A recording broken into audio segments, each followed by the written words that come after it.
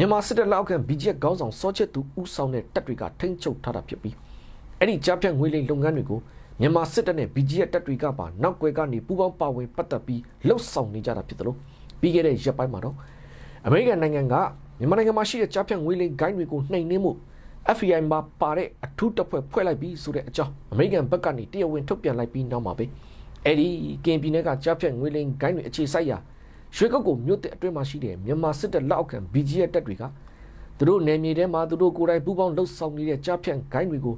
သူတို့ကပြန်ပြီးမြန်မာစစ်တပ်နဲ့အတူပူးပေါင်းနှိမ်နင်းမယ်ဆိုတာမျိုးတွေအထိမီဒီယာတွေကနေတဆင့်အရေးကြီးတုတ်ပြန်နဲ့ထပြီးကြီးညာပြောဆိုလာပြန်တာပါအဲ့ဒီလိုပြောဆိုမှုအပြီးမှာပဲနိုဝင်ဘာလ18ရက်နေ့ဖြစ်တဲ့မနေ့ကညပိုင်းမှာတင်ရွှေကုတ်ကိုမြို့တဲ့အတွင်းကကြားဖြတ်ငွေလိမ်မှုတွေလုပ်တဲ့သူတွေဟာအစုလိုက်အပြုံလိုက်ထွက်ခွာမှုတွေနဲ့ဝရုံးသုံးကားတွေဖြစ်ခဲ့ကြပြီးအဲ့ဒီမှာရှိတဲ့အဓိကကြားဖြတ်ငွေလိမ်ခေါင်းဆောင်ပိုင်းတွေကိုတော့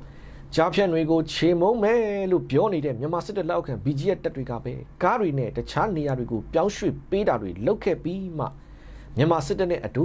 အဲ့ဒီစစ်တပ်လက်အောက်ခံ BGF တပ်တွေဟာရွှေကုတ်ကိုအတွင်ခတ်တီတီနဲ့ဝင်ရောက်နေရာယူတာတွေသူတို့ဖြည့်ရှင်းနေပါတယ်ဆိုတဲ့ပုံစံနဲ့ကင်းလှဲ့ဓာတ်တွေကိုပါဟန်ဆောင်ပန်ဆောင်တွေလုတ်ပြနေတယ်လို့အဲ့ဒီရွှေကုတ်ကိုအတွင်မှာရှိတဲ့သတင်းရင်းမြစ်တွေကရန်ကုန်ကစ်တစ်ကိုပြောထားပါတယ်ခင်ဗျ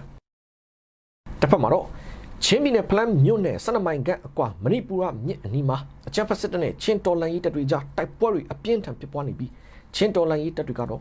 တိမ်ပိုက်ရရှိထားတဲ့နေမြေတွေကိုမဆုံးရှုံးရအောင်ချင်းတပ်တွေအားလုံးပေါင်းပြီးစီစီလုံးလုံးနဲ့ပြန်လည်တိုက်ခိုက်ချေမှုန်းနေတယ်လို့ချင်းညီနောင်ပြောရေးဆိုခွင့်ရှိသူစလိုင်းတင်မီထွတ်ကရန်ကုန်ခေတ်ကိုပြောပါတယ်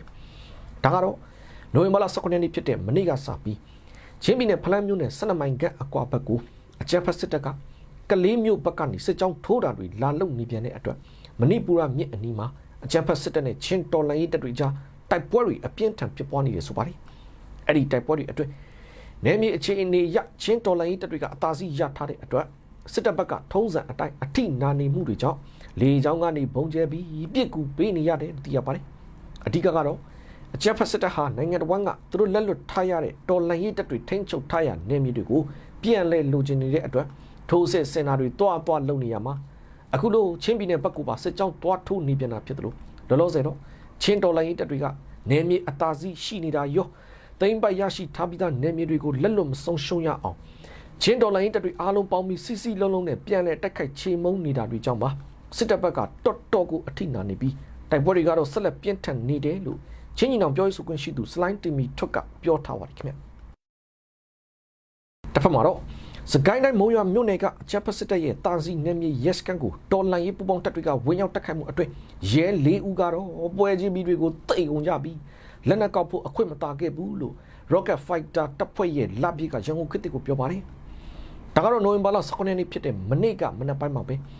မုံရွာမြို့နယ်ကမုံရွာထောင်အနီးမှာရှိတဲ့အကြမ်းဖက်စစ်တပ်ရဲ့တာစီနယ်မြေရဲစခန်းကိုတော်လိုင်းပူပေါင်းတပ်တွေကဝင်ရောက်တိုက်ခိုက်ခဲ့တယ်ဆိုပါတယ်။အဲ့ဒီလိုတိုက်ခိုက်မှုအတွင်းစစ်တပ်ဘက်ကရဲ၄ဦးကတော့ပြစ်ခတ်မှုတွေကြားမှာပဲပွဲချင်းပြီးတွေကိုတိတ်ကုန်ကြပြီးအဲ့ဒီရဲမသားအလောင်းနေစီကနေလက်နက်တက်ကောက်ဖို့ကြိုးစားပြီးမြဲအခွင့်မတာခဲ့ဘူးလို့လည်း Rocket Fighter တပ်ဖွဲ့ရဲ့လက်ပြီးကပြောထားပါတယ်။လက်ရှိမုံရွာမြို့နယ်မှာတော့တော်လိုင်းတပ်တွေထိန်းချုပ်ထားတဲ့နယ်မြေနဲ့စစ်တပ်ကတပ်ဆွဲထားတဲ့နေရာတွေဆိုတာမျိုးနှစ်ဖက်ရှိနေပြီးစစ်တပ်ကလည်းတော်လိုင်းတပ်တွေရဲ့နယ်မြေတွေကိုပြန်လဲလိုချင်နေတဲ့အတွက်ရရင်ရတယ်လို့စစ်ကြောင်းထိုးတာတွေလုပ်လို့ရှိတယ်လို့တော်လိုင်းတပ်တွေကလည်းစစ်တပ်တပ်ဆွဲထားတဲ့နေရာတွေကိုအခုလိုပဲတံပြန်တက်ခိုက်ချေမှုန်းမှုတွေအမြဲလိုရှိနေတယ်လို့လည်းဒေတာတွင်သတင်းအရင်းမြစ်ကပြောထားပါသေးတယ်ခင်ဗျာ